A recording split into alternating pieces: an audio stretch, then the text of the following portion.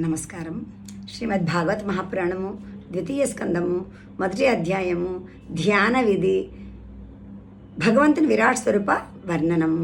ఓం నమో భగవతే వాసుదేవాయ. 25వ శ్లోకము. అండకోశే శరీరేస్మిన్ సప్తావరణ సంయుతే వైరాజః పురుషో యోసౌ భగవాన్ ధారణాశ్రయ. పృథివీ, జలము, అగ్ని, వాయువు, ఆకాశము, అహంకారము, మహత్తత్వము అను ఈ 7 ఆవరణలతో కూడి బ్రహ్మాండ రూపమును కనపడు ఈ విశ్వమంతేను వైరాజము అని పేరుతో వ్యవహరింపబడెను. విరాట్ పురుషుడే వివిధం రాజతే శోభతే ఇది విరాట్ అనగా పరమాత్మయే అనేక రూపములలో విరాజిల్లుతున్నాడు. ఈ భావనతో ఈ విశ్వమును భగవంతుని స్థూల విరాట్ రూపమని భావించి సర్వత్రా భగవంతుని ధ్యానము చేయవలెను. 26వ శ్లోకము.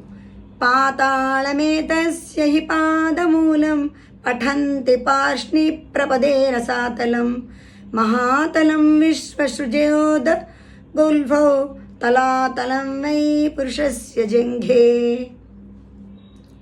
పాతాళము ఈ విరాట్ స్వరూపుని పాదమూలము, పాదముల యొక్క అధోభాగము, పాదముల వ్రేళ్ళు, మడములు రసాతలము, చీలమండలు మహాతలము, పిక్కలు తలాతలము.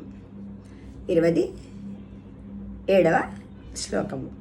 ద్వేజానునీ సుతలం విశ్వమూర్తే ఊర్ద్వయం వితలం చాతలం చ మహీతలం తజ్జఘనం మహీపతే నభస్థలం నాభిసరో గృణంతి.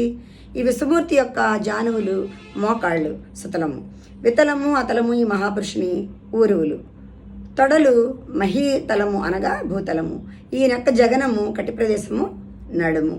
ఈ స్వామి యొక్క నాభి సరోవరమును ఆకాశము అని చెప్పుదురు. ధన్యవాదములు.